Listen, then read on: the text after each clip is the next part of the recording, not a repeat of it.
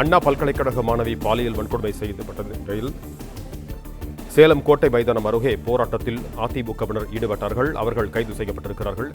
இதுகுறித்து கூடுதல் விவரங்களோடு இணைகிறார் எமது செய்தியாளர் ரமேஷ். வணக்கம் ரமேஷ், உங்களிடம் இருக்கும் தகவல்களை பகிர்ந்து கொள்ளுங்கள்.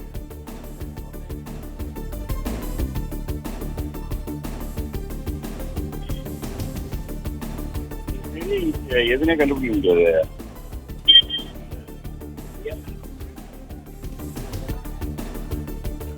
அண்ணா பல்கலைக்கழக வளாகத்தில் மாணவி பாலியல் வன்கொடுமை செய்யப்பட்ட விவகாரம் தொடர்பாக அதிமுகவினர் போராட்டத்தில் ஈடுபட்டார்கள். இந்த நிலையில் தடையை மீறியதாக அதிமுகவினர் கைது செய்யப்பட்டிருக்கிறார்கள்.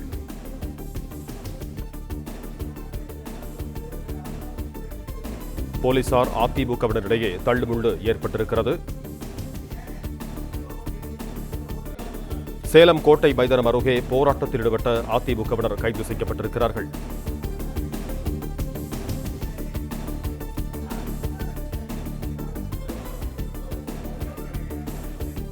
இதுகுறித்து கூடுதல் விவரங்களோடு இணைகிறார் எமது செய்தியாளர் ரமேஷ். வணக்கம் ரமேஷ், உங்களிடம் இருக்கும் தகவல்களை சொல்லுங்கள்.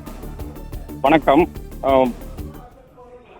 சேலம் கோட்டை மைதானத்தில் சேலம் மாநகர் மாவட்ட அதிமுக சார்பில் இன்று காலை கண்டன ஆர்ப்பாட்டம் நடந்தது.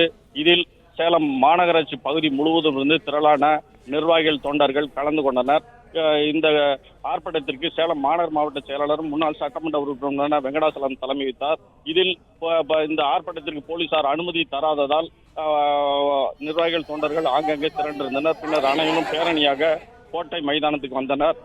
இந்த நிலையில் சேலம் மாநகர காவல்துறையினர் அவர்களை தடுத்தனர். பின்னர் போலீசார் தடுத்து மீறி அனைவரும் கோட்டை மைதானத்திற்கு சென்றனர். பின்னர் அங்கு ஆர்ப்பாட்டம் செய்தனர். இந்த ஆர்ப்பாட்டத்துக்கு அனுமதி இல்லாததால் போலீசார் அவர்களை கைது செய்தனர். அப்போது போலீசாருக்கும் நிர்வாகிகள் தொண்டர்களுக்கும் தள்ளுமொழி ஏற்படுத்தி சுமார் 10 நிமிட நேரம் இந்த நன்றி ரமேஷ், உங்க தகவல்களுக்கு.